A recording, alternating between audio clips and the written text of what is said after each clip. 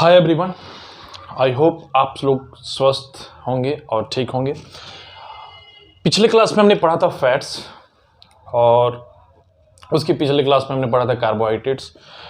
और ये क्लास 6 का एनसीईआरटी की बुक को कवर कर रहा हूँ, पर विथ सम एडिशनल फैक्ट भी बताते चल रहा हूँ, क्योंकि एनसीईआरटी में क्या है कि ये जितने भी दिए हुए हैं पूरे डिटेल्स में नहीं है, तो मैं क्या कर रहा हूँ कि कुछ पार्ट्स एनसीईआरटी से लेके उसमें एडिशनल इन्फॉर्मेशन भी दे रहा हूँ, जिससे कि आप उस टॉपिक को अच्छी तरह से समझ सकें। ठीक है, हमने पढ़ा था कंपोनेंट ऑफ फूड।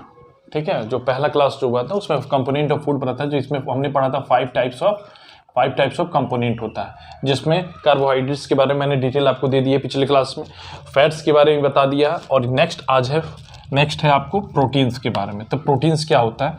तो proteins are the made up of a small unit of amino acid. Amino acid से बनता है वो स्मॉल यूनिट अमीनो एसिड का। तो protein is the made up of a small unit amino acid से बनता है वो। अब अमीनो एसिड क्या है? तो each amino acid contain carbon, hydrogen, oxygen, nitrogen and sulphur and phosphorus. Sulphur और फॉस्फोरस क्या होता है कि ये तो जो होता है कार्बन, हाइड्रोजन, ऑक्सीजन, ये सारे अमीनो एसिड में पाया जाता है, पर सम कुछ होते हैं, कुछ different types of amino acid होते हैं जिसमें सल्फर और फॉस्फोरस भी कंटेन करते हैं। ठीक है, और हमने पढ़ा था कार्बोहाइड्रेट में क्या, कार्बोहाइड्रेट कार्बोहाइड्रेट में क्या क्या कंपोज रहता है? तो कार्बन, हाइड्रोजन और ऑक्सीजन। फैट्स में क्या रहता है? Carbon, hydrogen, oxygen. पर क्या प्रोटीन्स में क्या होता है? कुछ एडिशनल भी होते हैं इसमें, जैसे carbon, hydrogen, oxygen, nitrogen and sulphur and phosphorus. ये याद रखिएगा कि ये सब में नहीं होते हैं। ठीक है, कुछ अमीनो एसिड में ये कंटेन करते हैं। ठीक है, अब देखिए protein are needed for the growth. भाई प्रोटीन हमें क्या चीज़ क्यों जरूरत है? आपने देखा होगा कि बॉडी बिल्डिंग के लिए प्रोटीन सबसे ज़्यादा नेसेसरी होता है। क्यों? क्योंकि प्रोटीन जो होता है हमें बॉडी बिल्डिंग में हेल्प करता है। ठीक है, प्रोटीन हेल्प करता है हमें बॉडी को बिल्ड करने में। ठीक है, यहाँ पे इसको इसीलिए कहा जाता है बॉडी बिल्डिंग फूड भी कहा जाता है इसको। याद रखिएगा कि अगर पूछता है कि name the component which help us to making building और आवर बॉडी, ठीक है, which help in the body building, इस कहेंगे, उसको सीधे कहेंगे प्रोटीन्स। और अगर पूछता है कि name the component of A food which help us and give us energy, तो क्या क्या उसमें करेंगे? Carbohydrate and fat. Carbohydrate fats में भी हमने आपको बता दिया था कि कार्बोहाइड्रेट फैट्स में भी डिफरेंस थोड़ा कुछ होता है। जैसे कार्बन हाइड्रेट जो होता है आपको इंस्टेंट एनर्जी देता है, और फैट्स जो होता है वो स्टोर्ड फॉर्म में रहता है। ठीक है, वो एनर्जी इंस्टेंट नहीं दे पाता है। ठीक है, एनर्जी दोनों ही देता है, पर एक इंस्टेंट में देता है कार्बोहाइड्रेट, और आपको फैट्स जो होता है थोड़ा सा टाइम टेकिंग लेता है और वो स्टोर फॉर्म में रहता है, तो उसको ऑक्सीडाइज या टूटने में थोड़ा समय लगता है। आप यहाँ तक समझ गए? तो protein are needed for, protein हमें क्यों जरूरी है? ग्रोथ के लिए, हमारे बॉडी की ग्रोथ के लिए, रिपेयर के लिए, जो भी खराब टिश्यू है हमारे बॉडी से, जो अगर कहीं वर्न आउट टिश्यू जो होते हैं उसको रिपेयर करने के लिए और ग्रोथ करने के लिए। ठीक है, फूड इज द आइटम, अगर फूड के आइटम्स में कंटेन प्रोटीन्स होता है तो उसको बॉडी बिल्डिंग फूड कहते हैं। अगर फूड्स में प्रोटीन्स है तो वो हेल्प करेगा आपको बॉडी बिल्डिंग में, आपको, इसे उसको बॉडी बिल्डिंग फूड भी कहते हैं। चलिए आगे देखते हैं।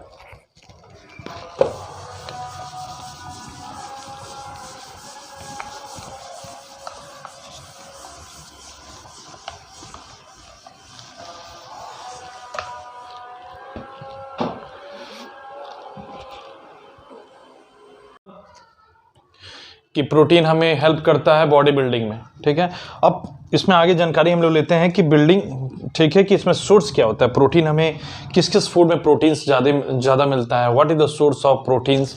तो देखते हैं क्या क्या होता है कि सोर्स ऑफ प्रोटीन जो होता है, हमारा सोर्स ऑफ प्रोटीन होता है वो पाया जाता है हमें क्या चीज़ में? सोर्स ऑफ प्रोटीन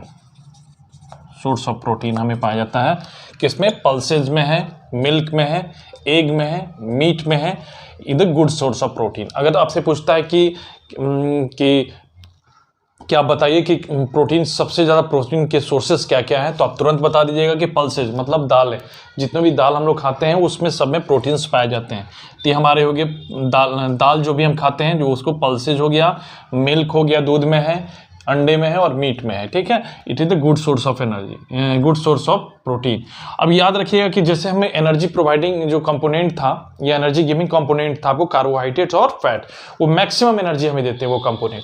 पर ऐसा नहीं कि प्रोटीन हमें एनर्जी नहीं देता, प्रोटीन देता है, पर एक कहते हैं ना कि प्रोटीन देता है पर उतना ज़्यादा नहीं देता है, उतना सफिशियंट, उतना एबंडेंट नहीं देता है, उतना मतलब ज़्यादा मात्रा में नहीं देता है जितना कि हमें कार्बोहाइड्रेट, जितना कि हमें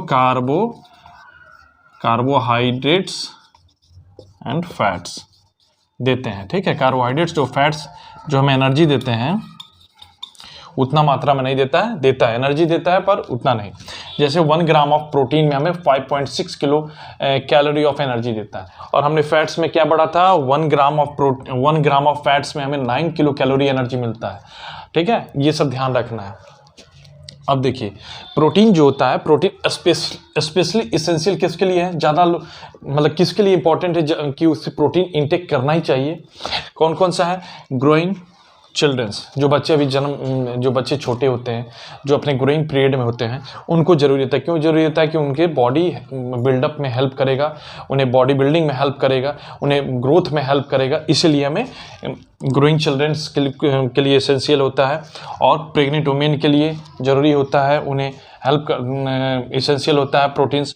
और क्या है, जो पीपल रिकवरी कर रहे हैं, माने किसी इंजरी से या किसी प्रकार के सिकनेस हुआ हो या किसी प्रकार से वो किसी डिजीज से सफ़र कर रहे थे, अब उनका रिकवरी पीरियड के लिए उन्हें प्रोटीन्स दिया जाता है कि जल्दी से जल्द वो रिकवरी अपना कर सके। तो ये था आपके प्रोटीन्स, ठीक है।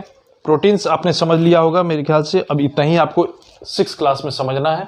और इसमें टेस्ट जो है, टेस्ट सबके हैं, टेस्ट ऑफ कार्बोहाइड्रेट है, टेस्ट ऑफ स्टार्च है, टेस्ट ऑफ प्रोटीन है, टेस्ट ऑफ विटामिन है, जो भी है NCERT में टेस्ट दिए हुए, वो सारे टेस्ट में एक अलग से वीडियो में ही कराऊंगा। मैं सिर्फ ये आपको सिर्फ समझाने के लिए वीडियो बनाया हूँ।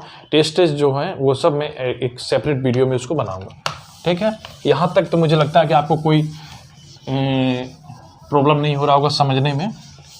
अभी तक हमने कार्बोहाइड्रेट्स, फैट्स और ये प्रोटीन समझा दिया, जो कंपोनेंट ऑफ फूड है, एसेंशियल कंपोनेंट ऑफ फूड है। और एक फिलहाल के लिए मैं आपको तीनों का एक टेबल बना देता हूँ, वो टेबल आपको अच्छे से समझ में आ जाएगा।